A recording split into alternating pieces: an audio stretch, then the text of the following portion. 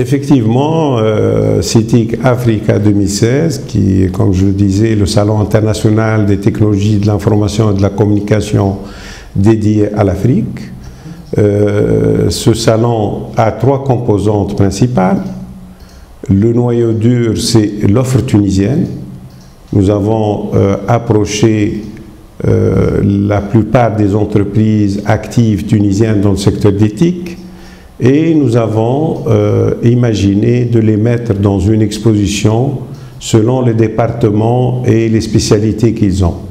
Donc on a prévu 5 départements.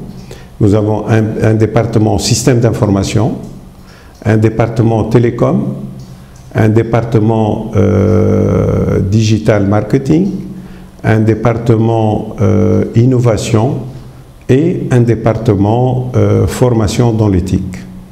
Bien sûr, en plus de cette offre tunisienne, et nous avions un objectif de 300 entreprises, bon, nous allons dépasser les 200 certainement, mais vous savez que plus il y a je dirais, d'offres tunisiennes, mieux c'est à la fois au niveau national qu'international.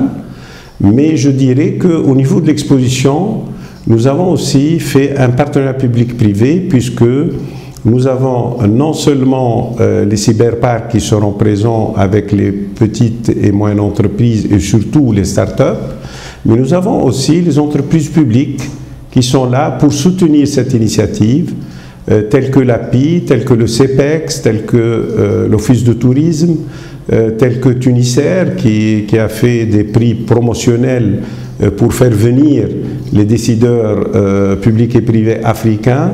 Et nous avons aussi des composantes au niveau international, puisque nous sommes en partenariat là-dessus avec l'Organisation arabe d'éthique et avec le Centre de commerce international de Genève. Donc ça, c'est la première partie.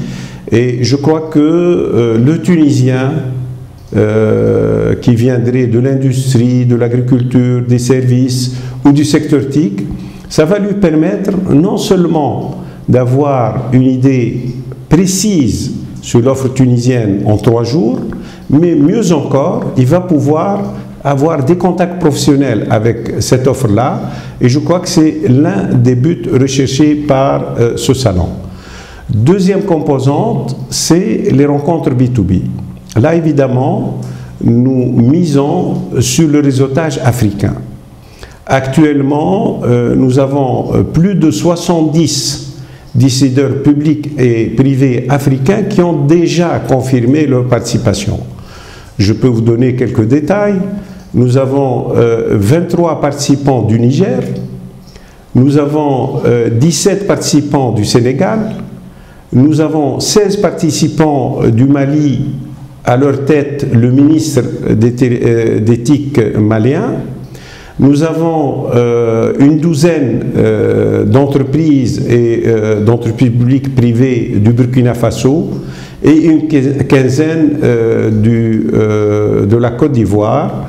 Bien sûr, tout cela avec aussi des participations assez remarquées du Tchad, du Congo-Brazza et Congo-Kinshasa, de l'Ouganda, de l'Afrique du Sud et d'autres pays africains qui veulent venir en Tunisie pour rencontrer leurs homologues tunisiens. Et donc, là, nous allons organiser des rencontres B2B qui seront préétablies à l'avance, sachant que nous comptons une cinquantaine d'hommes d'affaires algériens qui viennent s'ajouter un petit peu à ce lot d'une centaine d'entreprises africaines.